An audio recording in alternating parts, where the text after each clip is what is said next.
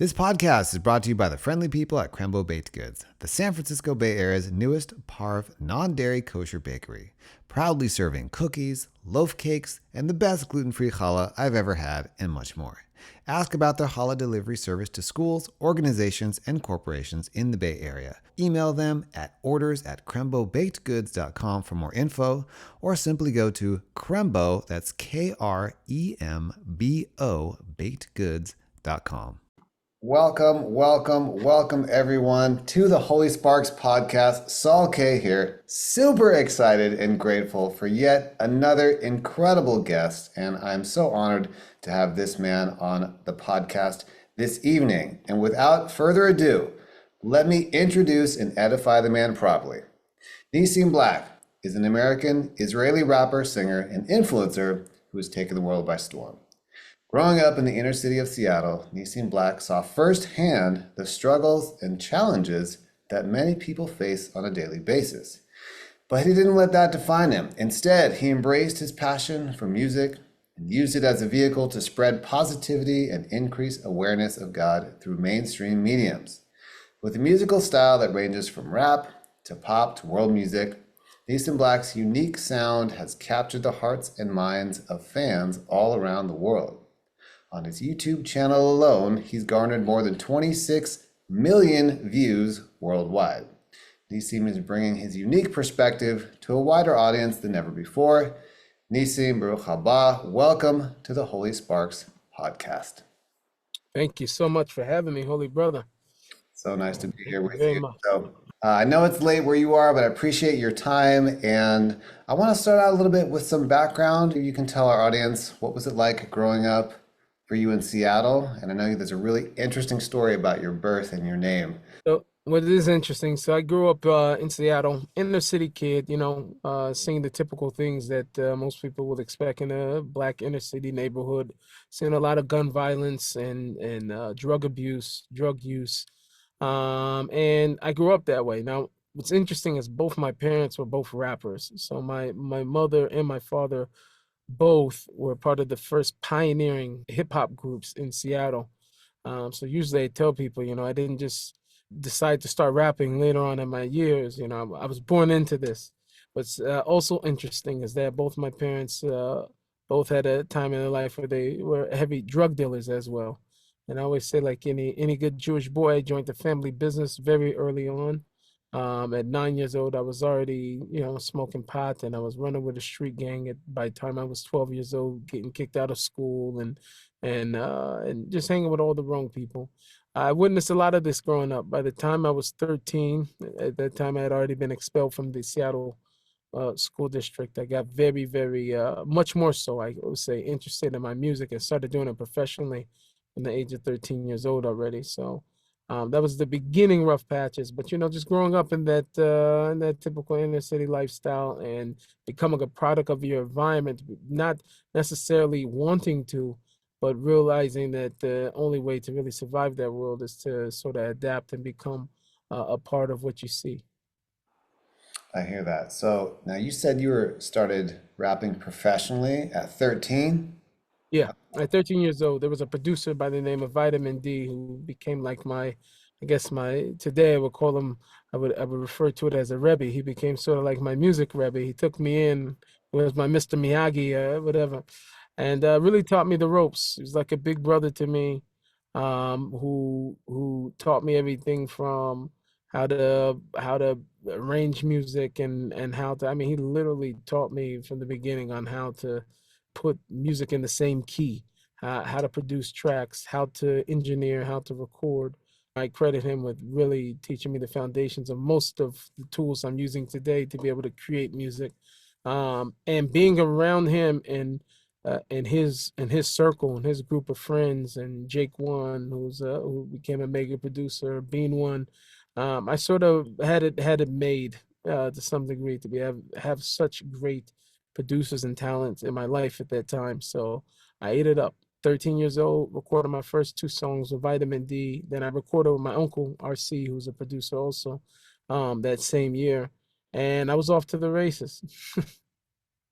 I love it. So you found a mentor in Vitamin D, started producing, And it's interesting. We should talk about the power of mentorship moving forward because I think it's is lacking in our world, and our tradition has a long history of mentorship and a model for it. That is definitely something we should emphasize. Yeah, Um, I think it's a big thing. It's huge. I'm looking at it myself. Like a lot of the a lot of the things that I saw with the generation that was right after me was like, it happened at a time where there was no more mentorship because mentorship, as much as everybody would want to do these type of things from their heart, there was no more incentives. I remember when Seattle had taken, I don't remember the exact bill or what it was politically. I definitely didn't follow politics back then. Money had been taken away from the faith-based organizations that were working tirelessly to help with these kids in the inner city. And I benefited so much from these programs. Even though I'm not a Christian today, I benefited so much from those programs and having people in my life to be able to look up to. I had musically, I had spiritually, I had, that big brother type of thing. And seeing that by the time we had finished a year or two later, I'm just trying to think of graduating class, that whole next generation grew up completely different than us. All the funding had been allocated towards the gang unit, and we saw a rise in violence and a rise in crime, but there wasn't this rise in building leaders out of the next generation. So mentorship is huge, and obviously from a Torah perspective, not only do we value it, we stake the whole entire uh, gamut, the whole entire tradition on this mentorship that we know that it went from Moses to Yehoshua, from Yehoshua to the elders, from the elders to the prophets, and from the prophets, all the way down that we today we really, Judaism is all about that mentorship.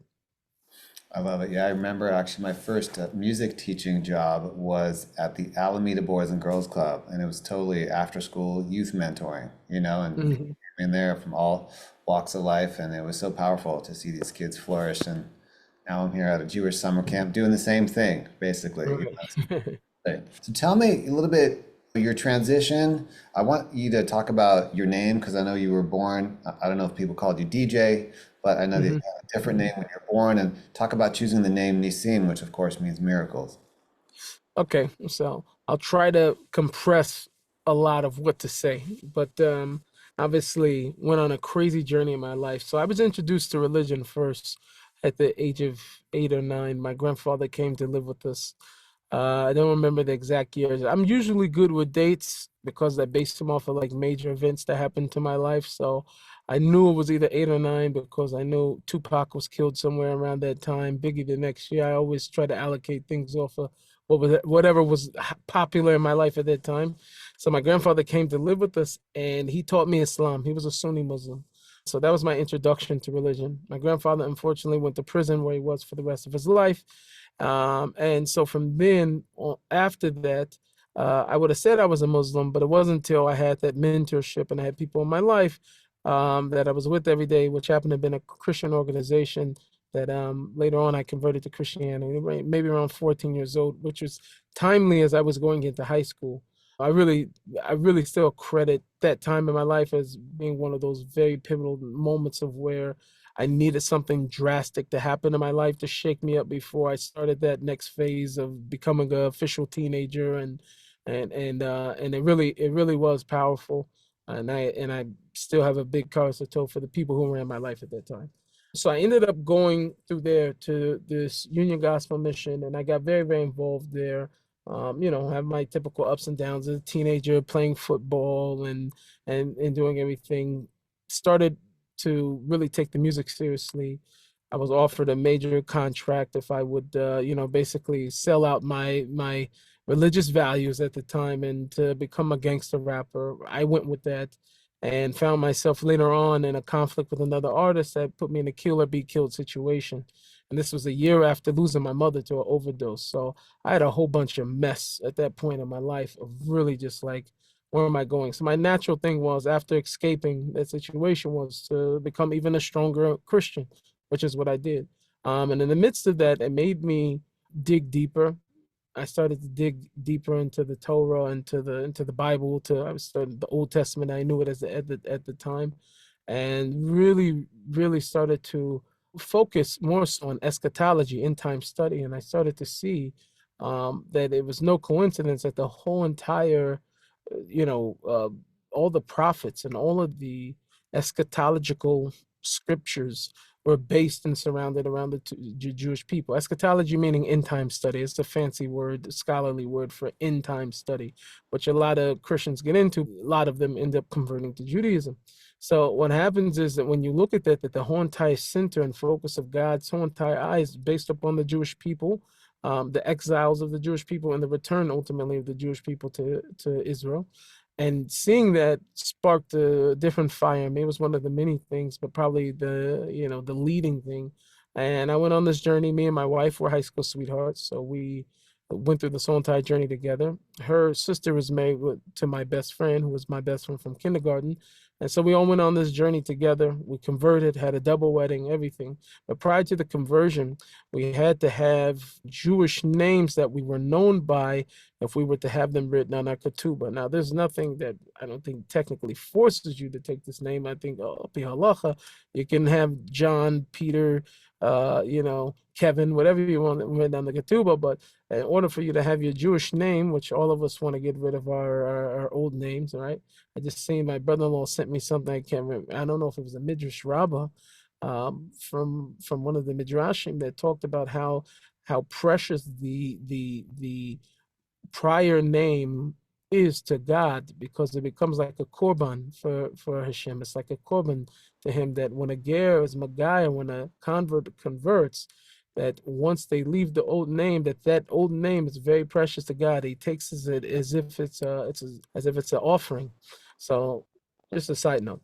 Anyway, I didn't know all that then. I just found that out this week. But it's The korban, awesome that you asked me that. Huh? korban is like an offering or a sacrifice in Like case an you. offering or sacrifice. So what happens is I was sitting in the synagogue earlier. I had a few different names. My first name that my parents originally gave me for the first 10 minutes of my life, I was Joshua. So I thought maybe Yehoshua. They ended up changing it. I was raised as Damien. I had a few different other names that I was, going through at the time. And then finally, at the end, Nissim and Yehoshua, I think, were the main two candidates that I was, main names that I was thinking about. And it was almost 7 o'clock. I started to pray to God because I just come into uh, the realization. I just came across the teaching that the name that a child has is given to the parents through Holy Spirit.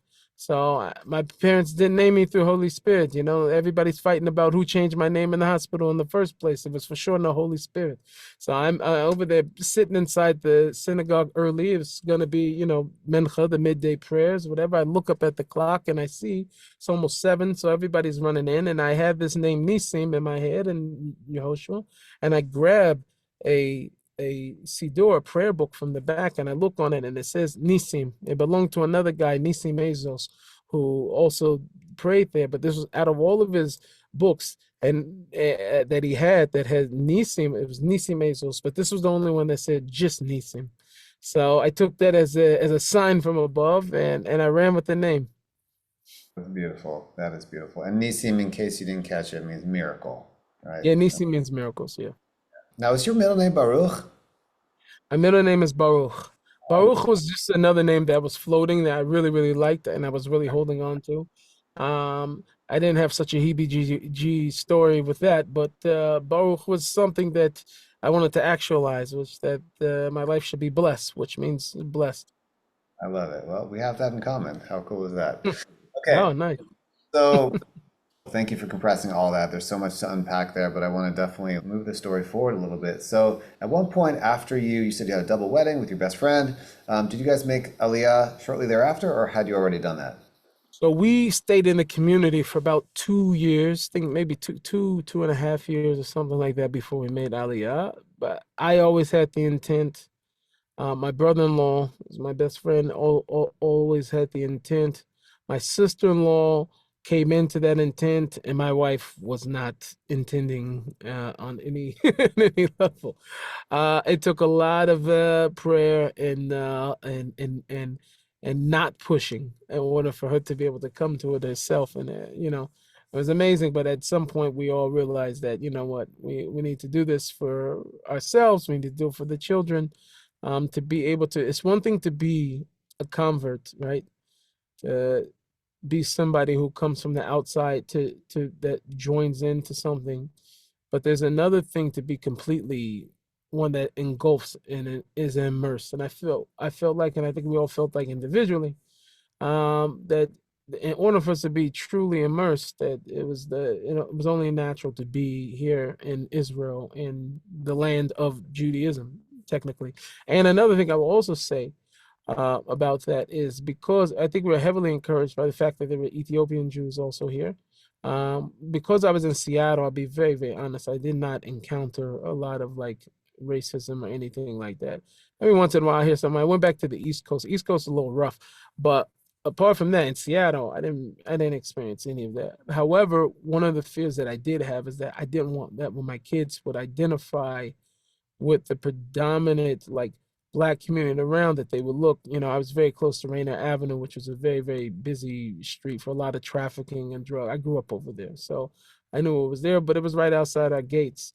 At some point, I think every kid goes like, oh, have some type of identity thing, especially when you don't look like everybody else around you.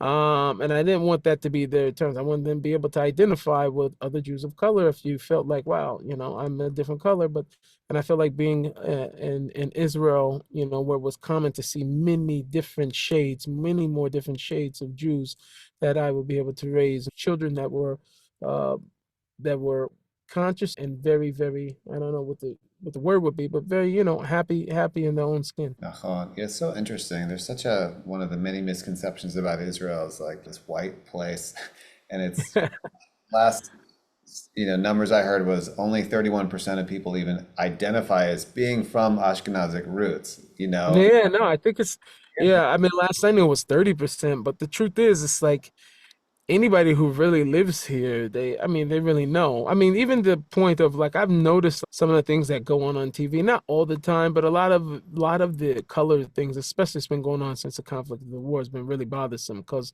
there's a lot of times, for one, you can't tell the difference between a Palestinian and a Jew. That happens a lot. We just had, this is the first time I ever lost this morning. Like, we were trying to figure out if the guy was Palestinian or if he was Jew. We couldn't tell at all, me and my wife this morning. And me and my daughter was on one side. My wife, she won this morning.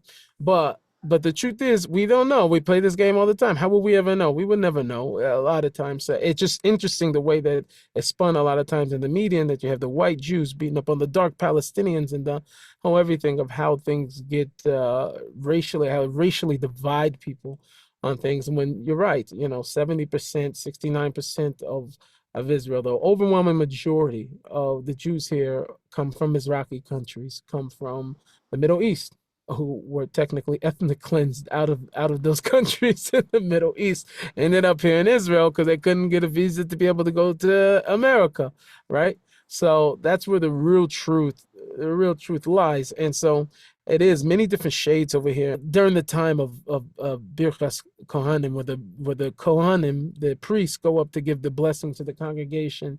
You have somebody who's Mizrahi, Taimani, you have Ashkenazi, you have Hasidi at the Kotel or something like that. And you see that all these guys are brothers, all of these guys are descendants of Aaron, but you can't say, you wouldn't even know they were related at all. You understand? So it's the most beautiful thing about Judaism.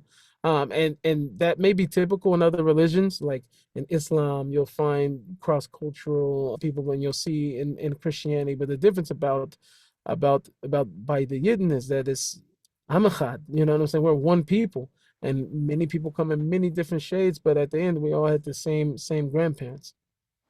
Nachon. Yeah, I think I heard that the last Yemenite Jew passed away. I don't know if you heard this just this week, right? And so this The idea, last, the elder, oh, the one that was last one in Yemen. right? And it's Wow, wow, wow, wow, the different wow. flavors that have come into Israel have come from, Yemen and Syria and Saudi Arabia and Iran and Iraq. And Mhm.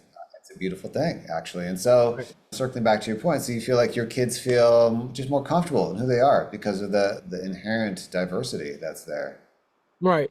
And because we weren't in America, like my kids didn't find out about uh slavery or the African slave trade until later on. We taught them that they wouldn't have. It's not a part of the curriculum here at all. It has nothing to do with Israel, right? So it's not really, and especially in the religious schools, that it's not a thing. So in order for us to teach our children that as they did encounter issues here. Of course, they're going to encounter they will encounter them anywhere. Think about the Middle East, and what's interesting about Israel in particular is that the interpretation of those things, and this is why I say, like, you cannot look at the Middle East from a Western mind state, right? Because you really would throw yourself for a loop. It's very hard for us to comprehend, especially, like, when I think about the West, I think primarily about America, right? We're like, and I'm American, so I can say this. We're like possibly the most arrogant people in the world, right? Because we go anywhere, we may not know who the dictator or the president's name, but we expect everybody in that country to speak English. We expect that everybody can talk to us and somehow, like, we kind of have a little chip on the shoulder. You don't speak English, like, man, you're in France, like, not everybody in France speaks English. So we have these type of issues. So we also, one of the things we always do, we like to project the way that we run our world and our society and look at another place and say, oh, I know what this is, because we think we know. And the truth is that, like, for instance, when my kids would encounter, quote unquote racism over here, a kid will call them out their name or call them Kushi, which means black. It's usually used as a general term for black, but it can be derogatory, just like the word Schwarzer. If you use it over there, it could be derogatory, but it could also just be the black race. It doesn't. However, so what's interesting about it is everything over here is literally just like skin deep. It's not like a deep thing. That kid, when they're saying it, they don't have in their head that all you people are like this and you guys, there's no, they didn't see any rap videos. They're not teaching you up off of what they saw on the news. They just literally see somebody that's different. So because things are very, very cheap, the insults are cheap, you break things very, very easily and can have a friendship with somebody, and all of it will be completely genuine, as opposed to where in the West, there's stereotypes, and people have to live with the fact that there are stereotypes, and it's much harder to break something that you've been indoctrinated that a certain race or a certain culture is a certain way, and it's very, very hard for you to think out of that, and you can even develop a relationship with somebody and still regulate it based off of certain fears and guidelines you have just because of that prejudice that you have in your head, as opposed to over the Middle East. I always say I'm from Seattle, so Seattle is very passive aggressive, right? Seattle can be very, very aggressive about certain things and ideologies and different things like that, and and just in general, and in the Middle East, and specifically here in Israel, is very aggressive passive, right? The first time I met a lot of the cab drivers I know who are my friends is because they cursed me out first, right? Because I didn't come down on time, or they didn't, or whatever the case is. They want to argue me about the fee, even though he told me one price, and I know for sure it wasn't that. You get the aggression starts usually first over here, and then after that we become friends. So that's usually how the egg is cracked. Sweet. It's a Sabra. It's prickly on the outside and sweet on the inside. I prefer You know, it. then Okay, so this is interesting. It just so happens that our interview was postponed a couple times, and here in America, it's Juneteenth today, which was essentially commemorating when the slaves in Galveston were freed in 1865, although, of course, it took another 100 years for them to really be recognized as full citizens and have full rights after civil rights. So I was just curious, does that mean anything to you guys in Israel or for your family? not for me. I'm being honest. I listen. It's just something I never grew up with. So I remember at some point where there was like Kwanzaa and stuff like that coming up. Like, I just didn't grow up, man. I grew up with Christmas, you know what I'm saying? I grew up with other holidays. The Juneteenth thing to me, I haven't followed it a lot. I've seen that there's some like surgeons about it, but I mean, quite honestly, my Juneteenth is Pesach. You know what I'm saying? That's my spiritual freedom. I've become a Jew, and I'm a Jew before I'm black, right? Judaism is not a race, right? This is my faith. This is a this is a nation. So I've really felt like when I became a Jew, it's not that I became unblack. You can't get unblack, you know what I'm saying? I'm very proud of my skin color, however. But a lot of the different things that were going on culturally, it's gone on culturally and I would say in the black world and the mainstream world is really it's anti-black culture. And so today I think if Juneteenth would have been around during the time of the civil rights movement, and that was something that celebrated, I think it would have been much more stronger. But I think right now in this generation, I don't think we're dealing with half of the things that went on during Jim Crow. Like, and we're not really dealing with the, because it's like sort of like, what are we celebrating at this point? You know, I feel like if something like that was the thing about Judaism, right? We have a tradition of things when they were passed down, and some could argue because there's some modern day, I would say, holidays that people fight over all the time. But the question is always, what came first, the chicken or the egg? And do we have holidays already that can commemorate and consolidate all of these wonderful events into those holidays that we already have from Hashem? There's a lot of different arguments about that. But in terms of Juneteenth specifically, it just, I wouldn't even know where to really begin. I think that's actually a healthy sign, from my perspective. I think that's great. It's not really operating in your ecosystem over there. So there's so many other things that I want to talk to you about, but I do want to talk about music a little bit because I know that's something that you're passionate about. At what point, I know that you had a record deal when you were 18, that was a little problematic in terms of the rap battles and whatnot. At what point did you start making religious music or music for Hashem? Right. So what happened was I my demo made it to the desk of an A&R. I was my 11th grade, nearing the end of my 11th grade year of high school. And the biggest thing in hip hop at that time was 50 Cent. And that just the industry became that standard. The amount of violence and gangster rap, like just really resurfaced. And I think 50 brought that back really like culturally to hip hop as opposed to where he has his surgeons. There was much more pop songs and different things like that. He always had Eminem, but Eminem was like always this white guy talking about killing his mom and his girlfriend and stuff like that.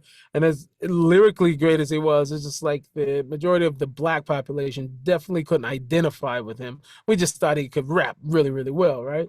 So he was always a standalone artist. But in the general, what was going on at that time, Jay-Z was talking about money and being in lavish lifestyles, and Ja Rule was singing with girls, and then 50 Cent comes in like, I'm robbing everybody, I'm going to shoot you.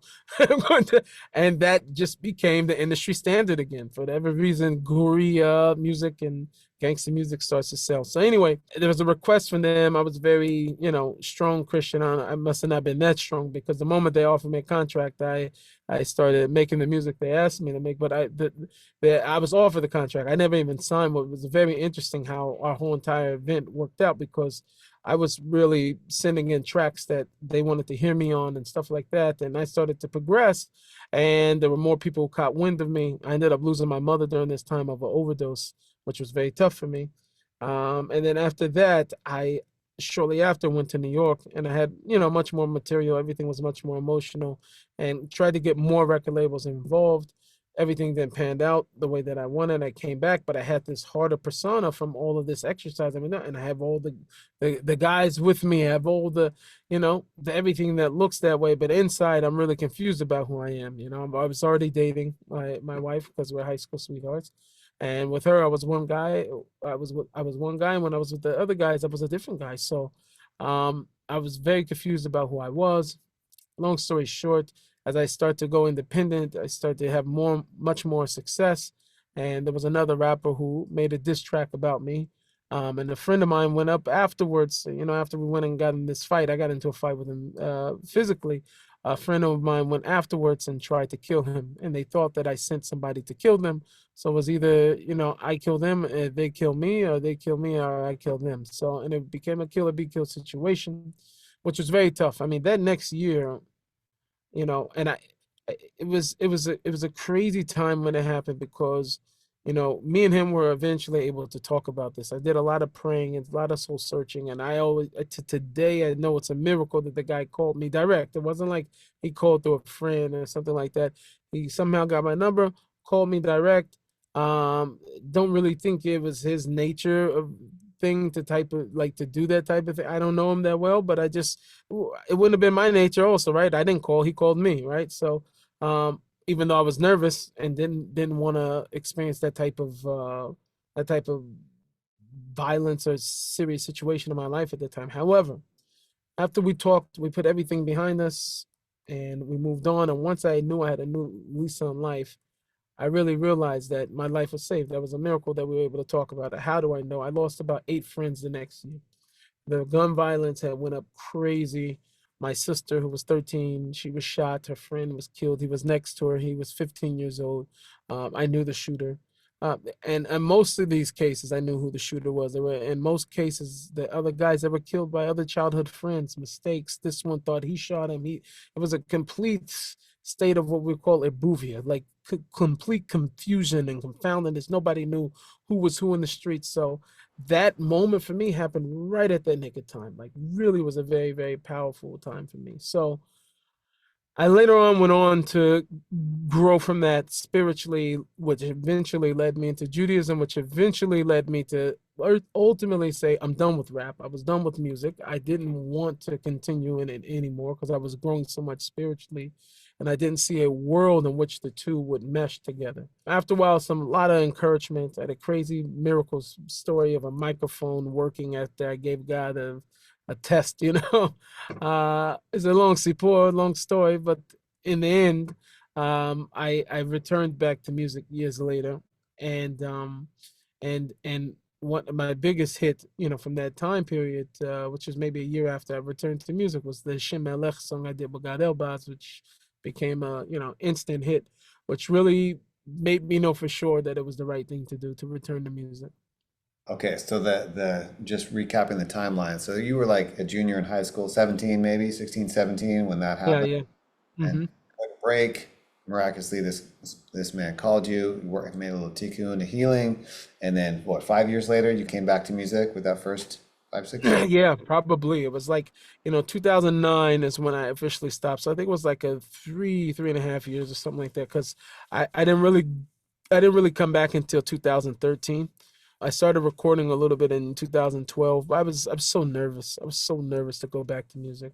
I mean, rap had been in my life, my whole entire life. It was my life. It was my music. I always say, music in general was just my thing. I used to do the moonwalk, with a dirty diaper on. They tell you at 3 years old, I had a cold moonwalk. You understand? I was that guy.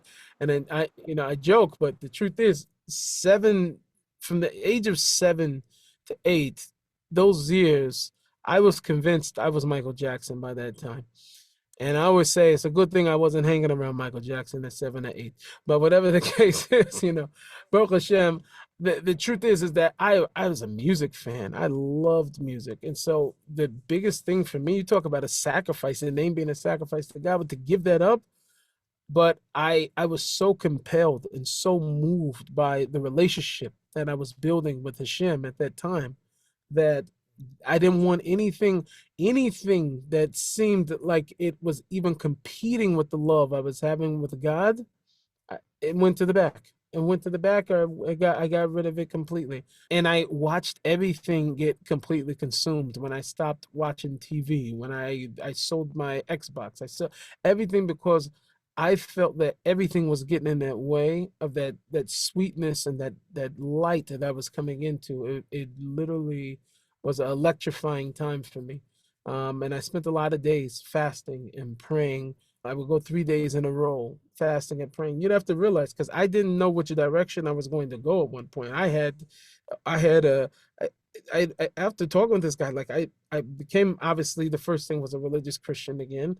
I didn't know what I was going to go back to, but I wanted to test everything after a while. I said, listen, I knew Islam. I didn't know anything about Judaism. I grew up in a Jewish neighborhood, but I didn't know anything about Judaism. So I started getting books. I had Quran, a few different versions of Christian Bible. I had a Chumash, I had a JPS Tanakh, and I was sitting there 8 hours a day. I was fasting 3 days in a row. I would take a week, fast 3 days in a row, and cry out. And I was on a crazy spiritual high. And I haven't had every other high. I am black. I grew up in the hood. It's some new things that take all these extra weird drugs. So I know some highs. I don't know all the highs, but I know there's nothing like this high. The spiritual fire that I was in, and everything got burnt up. And music was one of those korbanos. It was one of those offerings, those sacrifices that got burnt up. And by the time everything came back to me, I was very, very scared. Very, very scared. You were scared, by the way, I absolutely resonate with that story so much in so many different ways. Really quick, my parents told me when I was 2, I would Mhm. back those are back in the days when they had those big old speakers, those big old JBL speakers, right? Uh-huh, uh-huh. Two, I would sit in front of a speaker for like 2 hours listening to music. And you have, Wow. I have kids, that is very unusual, right? And also like Very bad.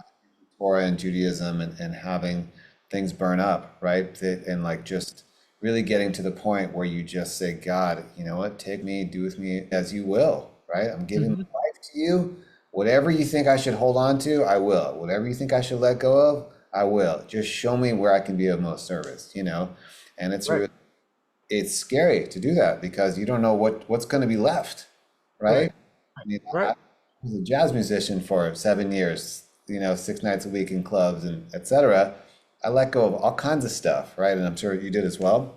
It's not Hmm. about me. I resonate so much with what you just said. It's so powerful. So it's Right. really like when you really give your life to God, you're gonna have to let go of some things and a lot of people. And Right. then whatever's meant to come back by Hashgacha Prati, by divine providence, will come back. And you can Right. use service of Hashem, right? Right. So I would think that any person who it's a necessary part of building that relationship, right? Because how would you know? Like, I noticed something after a while. And this is something very small, but it made me think about it. If I think about it, I liken it to a relationship to God. Generally, if somebody says to you, here's this new food, I want you to try it, right?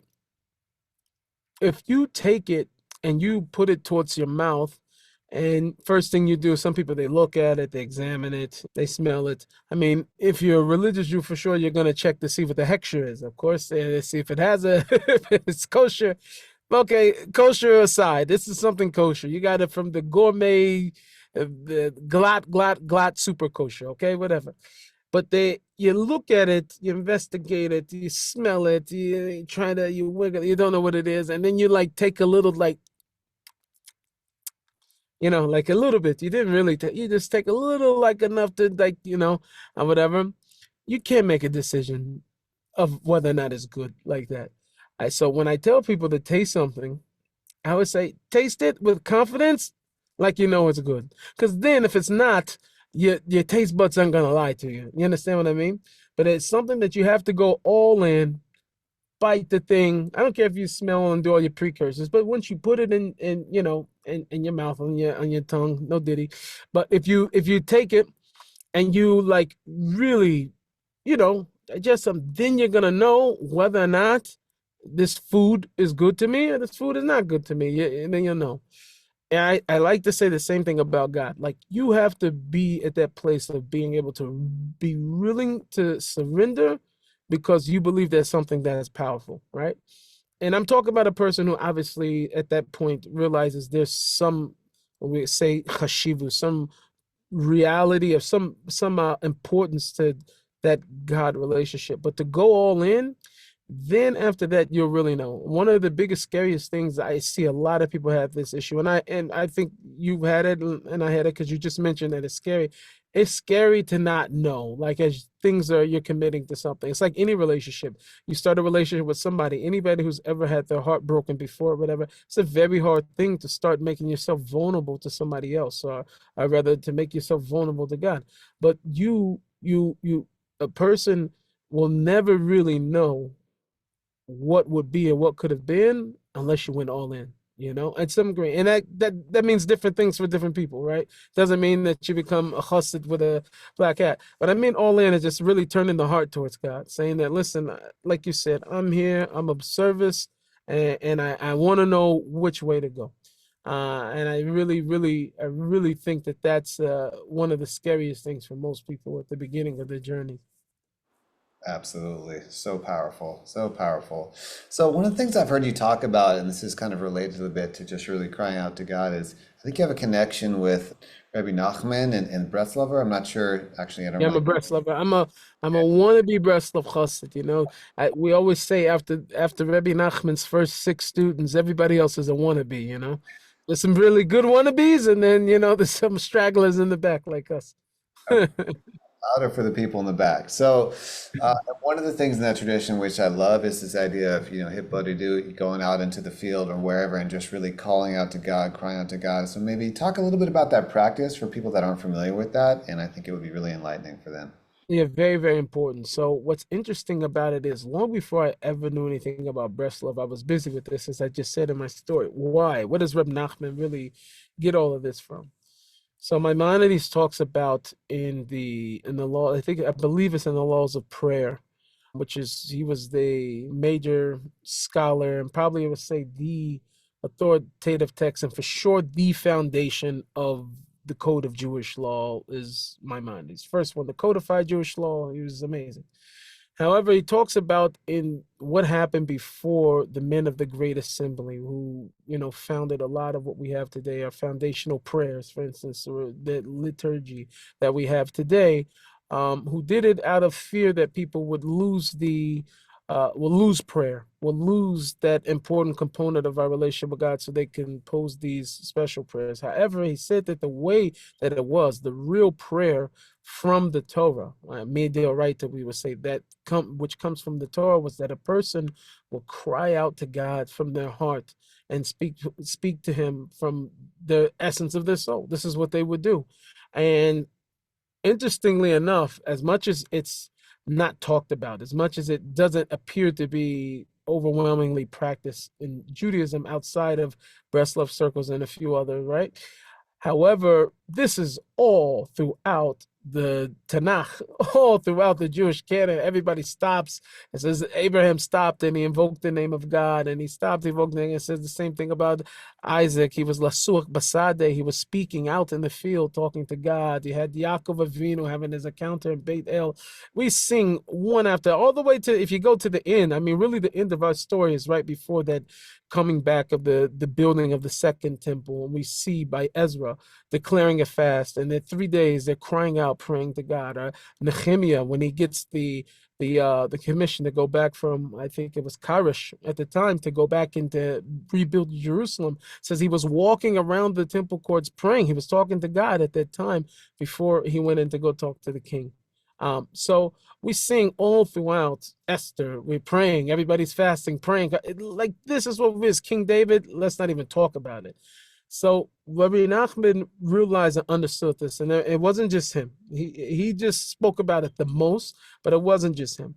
But what he understood was the immense power of talking to God, so much so that there were many people who had come before him, the Arizal, the Baal Shem Tov. We're talking about great, awesome people, and the way of people who especially went in the way of mysticism were always trying to find this way of tikkun, of repair. How do I fix the things and the wedges that I've put between myself and myself and myself and God?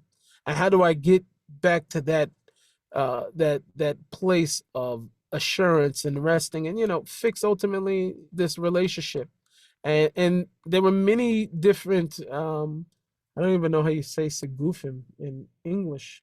Many different paths and ways and sigulot, remedies to try to fix these things that people would inflict upon themselves in order to make an atonement for the things that they did. And Rabbi Nachman followed suit. But he said once he discovered the power of Hitbodedut, talking to God in his own words, at a considerable amount of time each day. Reb Nachman was very big to push on his followers an hour. He did much more than that, I'm sure many times in his life.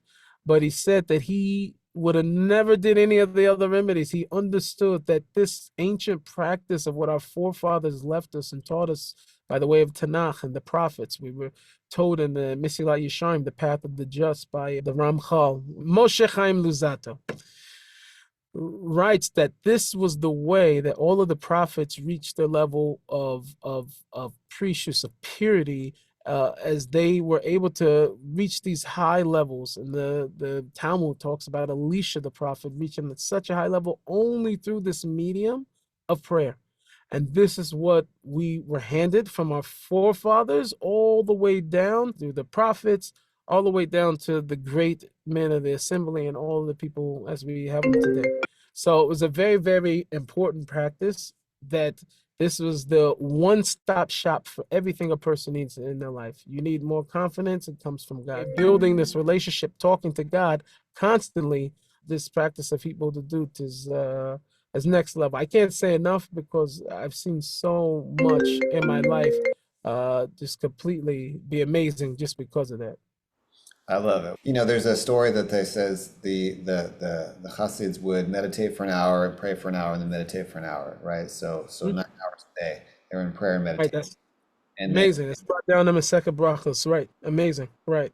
And in Shulchan Aruch, right? and there's different theories on, well, what were they doing for that hour, right? And one theory is it was the Amidah, it was a standing prayer. If you look at the whole prayer service as, you know, Hitpalel, one translation is pruning. You're pruning yourself. You're taking off the thorns and the leaves of the rose of your spiritual life, and you get to this place where you can just speak to God. But if Hmm. you're listening to this and you're not that formal, or this is not how you pray, you know, I remember when I was a kid, 7 or 8, walking in the woods and talking to God, and like no one ever told me how to do that. I just did it. Wow, It's just wow. something, and I'm only have been remembering it now. This is just I used to just do that, and so Reb Zalman would say, just speak in your own native language. It doesn't have to be in Hebrew or Yiddish or whatever. Mm-hmm. Whatever language that you're able to really speak from your heart. You know, Stevie Wonder says, "Go have a talk with God. Just go do it. Right, It's gonna feel right. weird. It's gonna feel very uncomfortable, probably for a while. So powerful. You can do it in your car. You can do it in the shower. You can do it away from people. You know, so people aren't judging or hearing what you're saying. My Um, brother-in-law said that he made an amazing point. He said this is one of the reasons why, God made Bluetooth headphones, so people don't never know. You could be walking around talking to God. I'm not gonna lie. I'm gonna be straight up. I mean, I don't really I care, but I don't care. I think we're all past it. And as much as they politicized it, the real truth of it, I was not a mask guy. And I got corona and all the other stuff, but the mask, that thing got old very quick. It got old very, very fast wearing the mask. But I liked it that I was able to walk around talking to Hashem and nobody knew that I was talking, so I didn't have to look like I was talking to myself. I mean, man, and then sometimes I think about it, a little tempted, you know what I'm saying? I don't want to look crazy in some of the places because now where everywhere I go, nobody ever wears a mask. I just have one or two guys, you know what I'm saying? But the amount of, you know, conversations I had with God with that mazel on my mouth, for those months was quite precious. But there's many different tactics we can use. I love it.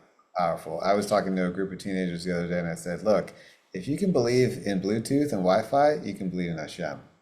Right? No doubt about it.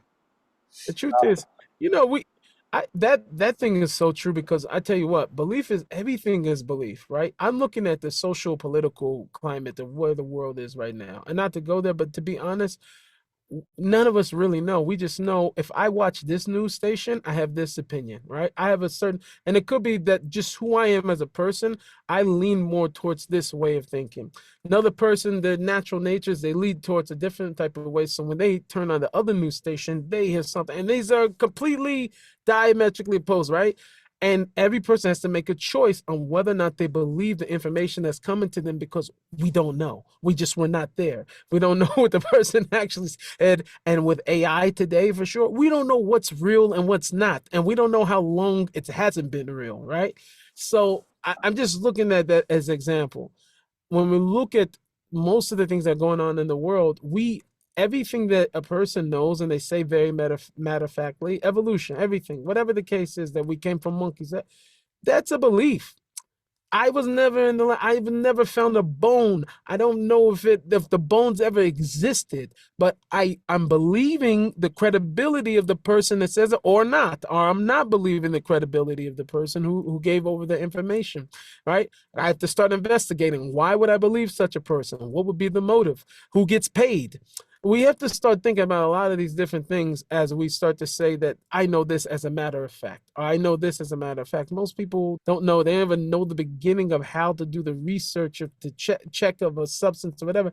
And we read stuff, so we feel very, very smart, but that's just the result of reading a lot of stuff. We can feel very, very informed on issues. But it's very, very, most of the things that you come encounter with, apart from the things that you've experienced, you've seen, touch, taste, smell, it's all belief after that. Everything is all belief after that.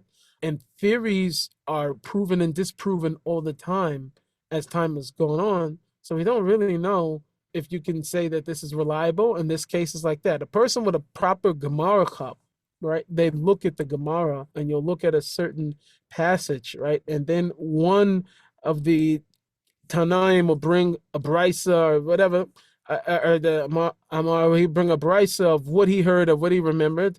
And if you're not paying attention, it looks like the exact same case. This is exactly what the Mishnah was saying. This is exactly what this person, and they look the exact same. But there's one little nuance of something that throws this whole entire sentence into something completely different than what this other thing says. So at this point, you don't even know if I'm paying attention. So a lot of times to a naked eye, I can show you a whole bunch of things in this theory and all that, and then show you. So this, when we look at the earth, this is how we know for sure this happened because I just was able to prove it just now and this. It's like, no, that doesn't work. But I'm inclined to believe it works because when I do something with my own hands, this is the result. So belief is a very, very powerful thing. And each person has to realize that ultimately the people who thinks it's silly to believe in God, most of your life you believe in things that you can't see, touch, taste, smell, and it's just the reality. Okay, so speaking of experiencing reality and reporting on it as it relates to the news, you're in Israel, and Mhm. West, we have all kinds of news channels feeding us all kinds of information about Israel. Give us a little update from where you are. I'm not actually sure what part of Israel you're in. I'm in Ramat Beit Shemesh, so I'm about 35 minutes outside of Jerusalem. I am in central Israel. Not that far from the West Bank and whatever. So I usually drive outside the Green Line or whatever, whenever need be. To be honest, we don't feel the brunt of anything right now. During after October 7th and the beginning of the war and the before the Ralph invasion, when everything was on the northern border, I mean, we felt booms every 5 seconds, and we feel them still, but not as much. It's not as frequent as it was. And there was this, I wouldn't say fear, but just awareness and alertness that everybody had what to do because a lot of Arabs have visas. The Palestinians have visas to work inside. There's a lot of issues where that's one of the things also too. Like we don't really know, right? My heart of hearts, and I think most people's heart of heart is to incline and say, like, listen, there's the majority of people are not like that. The majority of people, I don't know. I live in Israel, so the majority of the Palestinians I talk to don't have nice things to say about it. I just saying me, but that's in my world. In my worldview, they don't have a lot of nice things. When the sirens, everything went off, the workers that were here, they were out celebrating and everything else. And so, what do we know to believe? Was it just those guys? But these are the guys that have been working here for the last 6, 7, 8 years, and they're celebrating as bombs are hitting right outside of the neighborhood, and we see it in real time. People see them in real life doing it. It's not the news, right? So this has been a very, very hot um issue here. Is like, what do we do about what's going on right now in the region? What's going to happen the day after the war? And that's really what the conversation is. At the same time, we have to also address the fact that nobody, I'm saying just on the grounds over here, nobody believes that October 7th was a complete accident and a complete mishap. The amount of security that would have had to been down for that to happen is nearly impossible. And for things to go on for that many hours. Nevertheless, we don't know. Nobody really knows exactly what's going on. So one of the biggest issues that we've been having right now, I know me personally, that I've been having um, is what are we defending? We're defending a realized moral reality of that these people who were murdered, majority of them were sympathizers with the Palestinian people, even, right? So and it wasn't like this was something that wasn't known by Hamas. They knew who their neighbors were. They knew who lived next to them. They knew because a lot of the guys there worked here, right? It's a lot of civilians that came in over here. We are dealing with a regime that is, these guys are monsters. It's not nothing to say. It's not we have to worry about what a moral equivalence is, especially when we're talking about Hamas. And we're dealing with that. The question is right now is that as things are trying to seem a little bit stable, how safe is our situation? So I think everybody right now in reality is dealing with that level of how comfortable can I actually be? And it's not like it would be like everybody can say, oh, we're gonna go to America. We see what's going on over there. We see what's going on in London. We see what's going on in Europe, and anti-Semitism is rearing its head every place in the world. So it's I think we're sort of like in the front lines of it because we're here in Israel. but I think the war is happening all over the world. Uh-huh. Okay. And so for me, as a Jew, I feel safer in Israel than anywhere else. And I mean, I live Hmm. in California. It's pretty cushy out here where I am. It's beautiful. People are really friendly. Right. A lot of Israelis. It's all good. It's very pluralistic where I am. But many of my friends and I, we have always an ongoing conversation. Well, okay, are we moving to Israel or is it better here? Also, like there's this sort of this parallel thought of, Hashem puts you where you're of greatest use, right? So it's like wherever you find yourself, that's where you're supposed to redeem the holy sparks. It's just an ongoing conversation that we have. And so that's why I'm asking. It's just good to get a Yeah, report.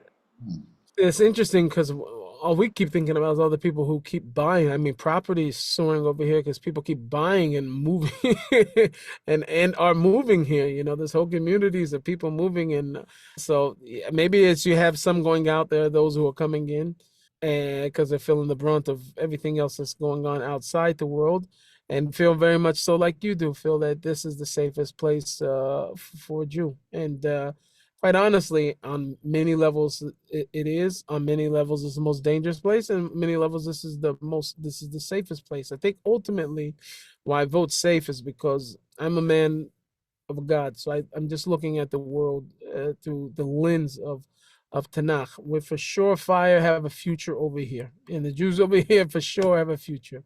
I'm not saying the Jews outside don't have a future. I'm saying that this little piece of land is, most documented, most prophesied about, most predictions, most recorded. This land is something really, really precious, and we have guarantees from Hashem that this land will be, and the inhabitants of this land.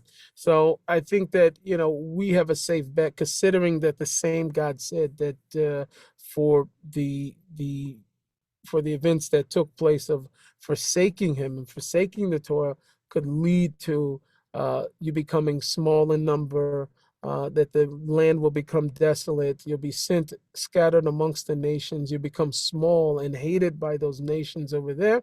That same God that predicted all of that, I put my money on the fact that when he says once the Jews come back and the land is tilled again and the fruits and everything else, then Hashem is going to sanctify himself in the eyes of the nations, that Eretz Israel is his land and Jewish people are his people. So for me, God's word's good. Amen. I love it. Okay, so we're gonna circle back to music a little bit, and then we'll wrap up. Mhm. Let's relate where you are. So I hear you may have a new record coming out. Do you, I Yeah, brand new album dropping July 7th. So yeah, I've been the truth is the war pushed this album back. This album was supposed to be out in November.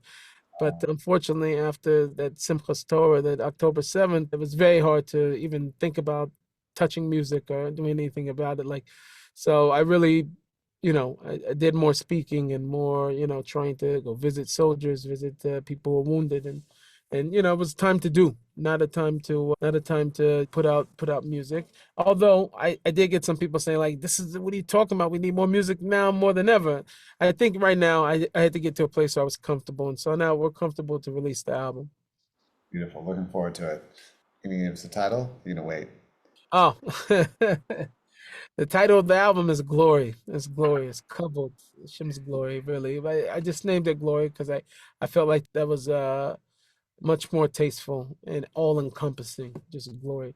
The idea, there's no theme really of this album. I always have this dream of making the most thematic album. I want it to all sound like this. And I've done it every time I recorded an album, and it never happens. I have so much, I don't know if the word is ADHD. I can't stay in one lane for too long. I end up hearing something else. I could do that in the and I've been letting my hair down a little bit, let my side curls down a little bit on this record, doing things that I haven't done before, and also at the same time trying to do things that I've done very well before, and to be able to make an album that has meaning and has powerful songs that's engaging because of the constant change of sounds that are taking place inside of it and genres. So I'm very, very excited about it. I love it. Well, we look forward to it, and I can definitely relate. Okay, so on a personal note, we're a whole musical family. Both my wife and I are musicians. My kids super musical. Very few albums make the cut for, Dad Taxi on the way to school listening. Your music has made the cut. There's like maybe five, like Yishai Rabot, Yud, Yonatan Razel, and some Israeli pop. Okay, it's in particular Motherland Bounce, huge. Okay, I know you got a lot of praise for that song, and we love that, and we love more of that. What I call more sort of like hip hop soul version of Mhm. what you do. Do you see putting out music similar to that genre, or have you just diversified and moved I on? haven't. I mean, there was a lot of praise I got, but there's a lot of flack I also got for that record. So the truth was because, you know, the toughest part about it for me, my love-hate relationship with that song was when it came, the time and period I was in my life.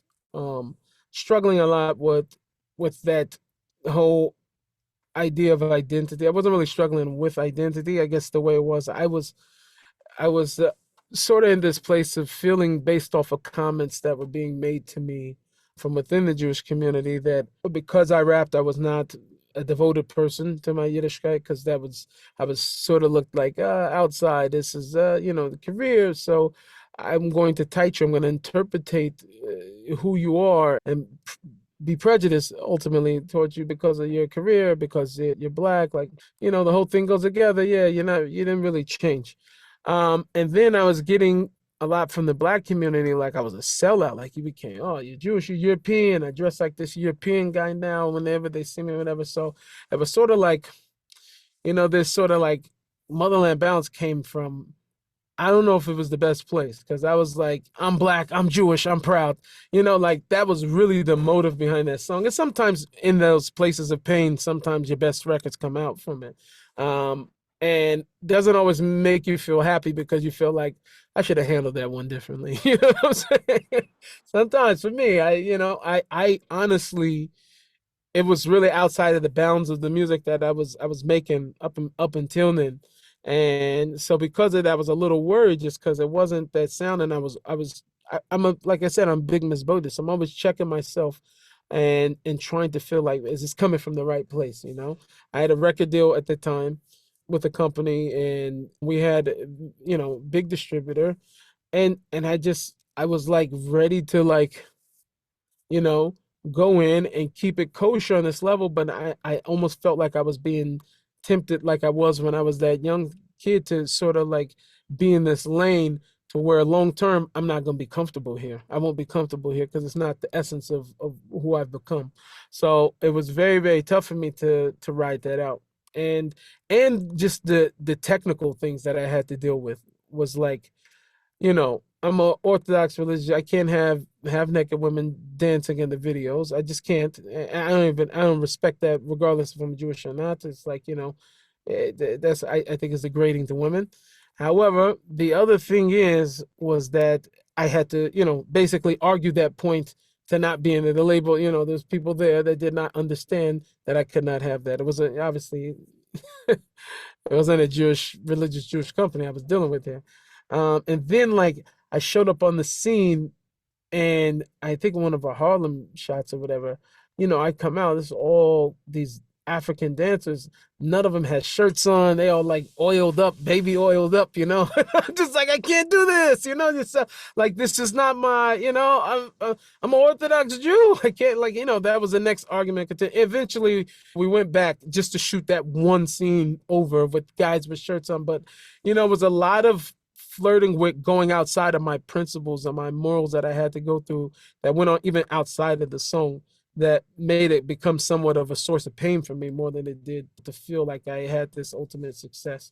And I feel like my comfort spot is that open conversation between or conversation about God and my spirituality on the tracks. And since I talked about it, but I didn't make that like my main focus, so it felt a little out of bounds for me.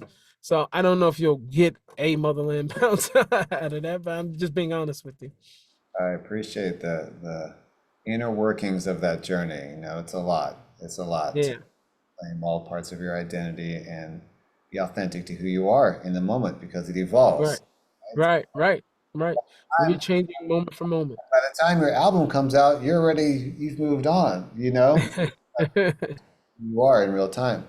By the way, I will say this. Check him out on Instagram. You know, Nissim, you're a great speaker. You really are a good mouthpiece for the Jewish people and for spiritual connection and devothood, connecting with God. And I've gotten a lot out of your music. I think I've gotten even more out of things that you've said, even the little sound bites on Instagram. So it's very powerful, and I want to encourage people to listen to you, and I want to Thank encourage you to do more as well, because it's, you know, you're bigger than music, right? Music is just one of your vehicles, and you have a lot more to say as well. thank you. So, last couple questions here. How can Jews here in the diaspora help Israel? What's something that we can do right now? I mean, I think when things come your way, I think one of the things we're doing is being counterproductive is that, you know, I've always said like, people, each nation has their strengths, right? And it's okay about this. It's not discriminating when, you know, on some level, like I grew up in the hood, so like we always looked up at people who were entertainment or people who were professional athletes and stuff like that. And sometimes it could be disheartening to see like, oh yeah, that's all I got. That's all I can really be. That's one way of looking at it. But then there's another way of looking at it is saying like, wow, by and large, not everybody. It doesn't mean just because you grew up in the hood, you know how to play basketball, because that for sure is not true. I have a few friends that can prove that very, very soon. Not me though. But it's a reality. But you can see that. Hold on, listen. We're generally strong in these type of things. We see with Jews the type of jobs that most Jews are in because technically we excel in certain jobs, right? In certain industries and certain things like that, in finance and different things like that. It just is what it is. We're seeing from we're seeing from other cultures, they are very good at building things. That these people are, and we understand this is like characteristics. There's like Hashem's fingerprints on them, just like it is on that nation and the next nation. And each person has their goal. And this happens also to be for also the individual. One of the biggest things that we have to realize is that I've been hearing a lot of this, and I'm sure you have, and it's been like, wow, look at this, the pro Hamas, pro Palestinian media machine, that's social media that's like kicking our butt, right? We look horrible because of how awesome they are at painting this horrific picture of what's happening over here and what we're, and all of that is true, right? That's great. They're much better at that. But I don't think we win like that. Like, I don't think we win. I think to overshadow all of it with the chesed and different things like that. Like, I give you a case in point. I have a WhatsApp group. It's about 90 black guys on it. And I've talked to a few core guys, also guys that, come from the hood or whatever. And not everybody, but some people have experienced some type of like racism or some type of, everybody's gone through some type of whatever, because there's bad apples everywhere.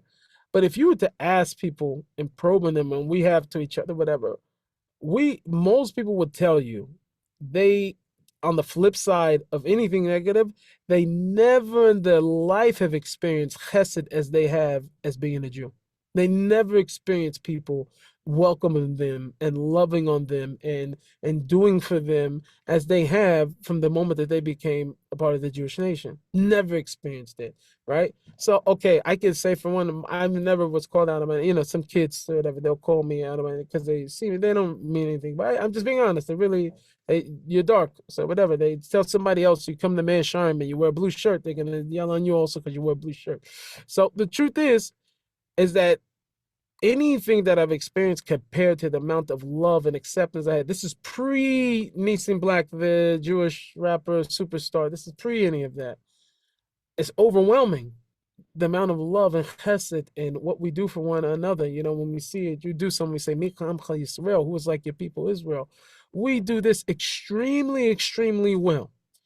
We don't do propaganda well, contrary to popular belief, right? Showing the media, not. Right, exactly. Contrary to popular, we don't really do this, social media, but what we do and what we excel in and what makes Jewish videos viral, and I'm watching it from these influencers.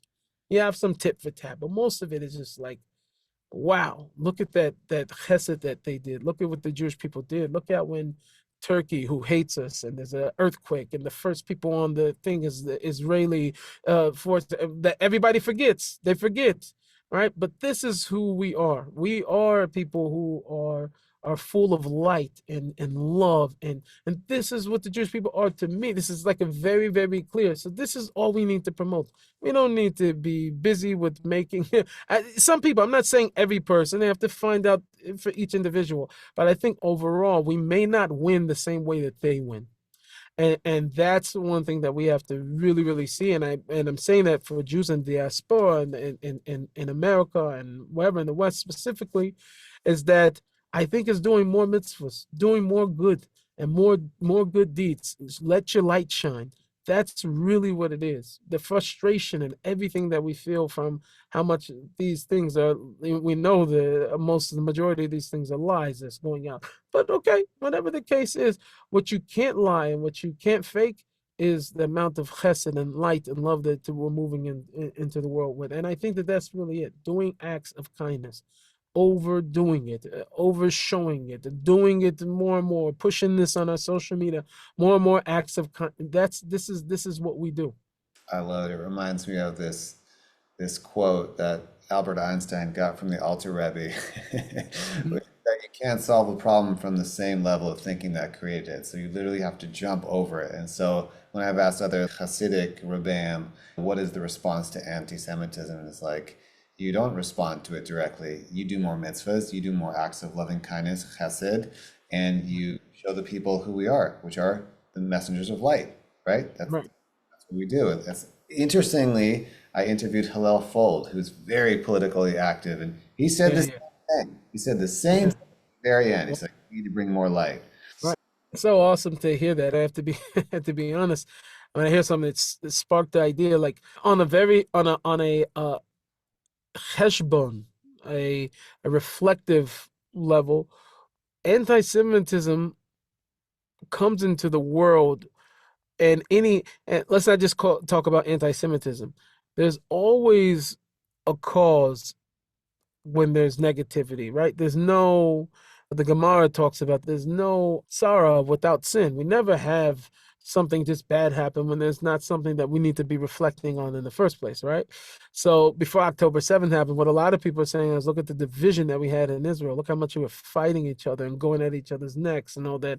And I understand where on both sides people could be like, well, I just don't really agree with different things like that. But I mean, it was a lot of malicious and vicious things going on here between each other. And I'm sure this reflects itself out in other places in the world. But I think always we need to be thinking about, like when a person sees themselves in some type of bad situation, financially, whatever it is, we always run to a band-aid of it being something else without really looking at ourselves sometimes, right? It's like easier. It's like, no, it's not really. I don't have a spending problem. I don't have money right now because I have a spending problem right now. I need to make more money.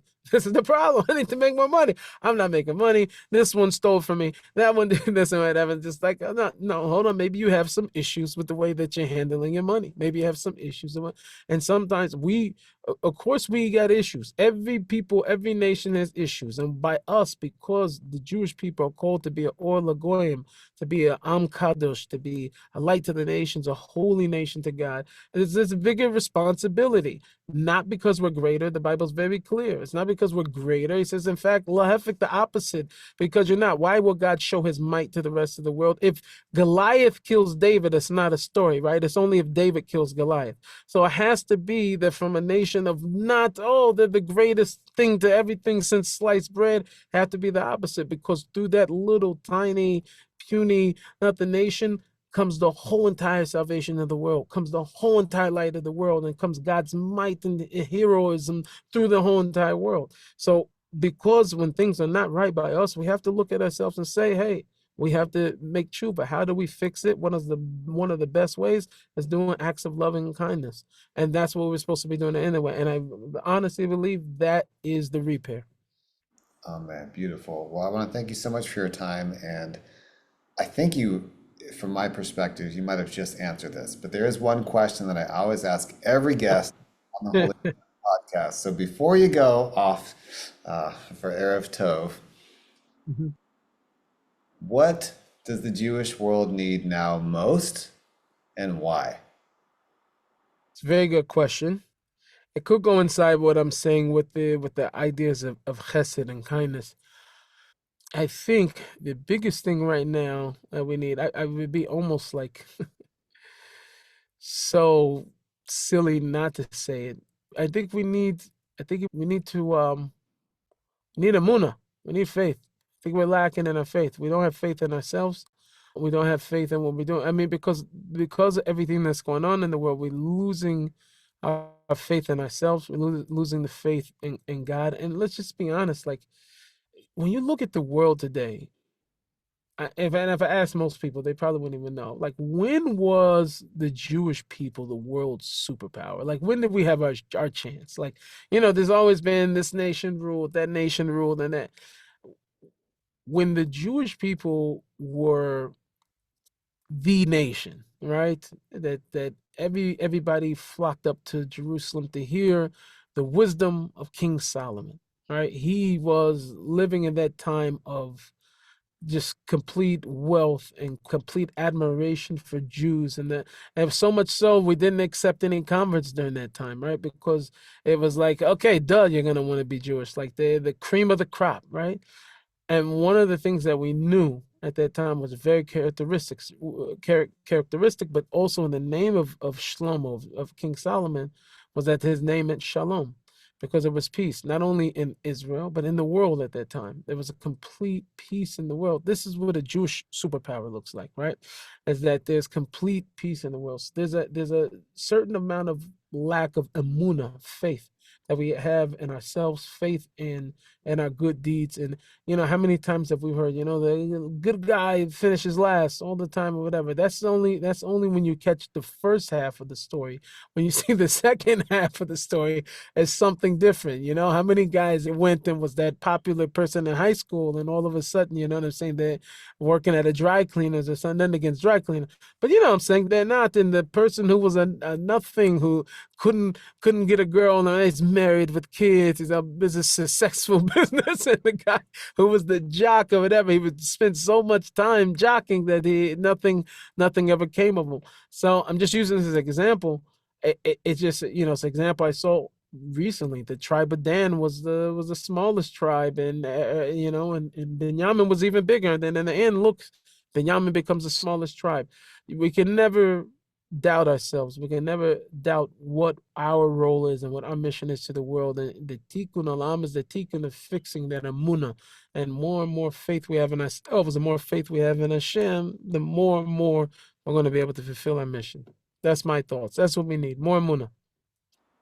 Man, can you hear it? So, well, Nissim, I want to thank for your time, and I want to end with a blessing. I always want to end with a blessing on my podcast, that Hashem should bless you with continued hatzlacha, continued success, and that you should continue to be a great bridge builder between people, because you have this unique perspective, unique life experience, and unique position in the world to where you can really create a lot of tikkun, a lot of bridges between people, and you should have enough energy to continue to run after your children and your children's children. Oh man.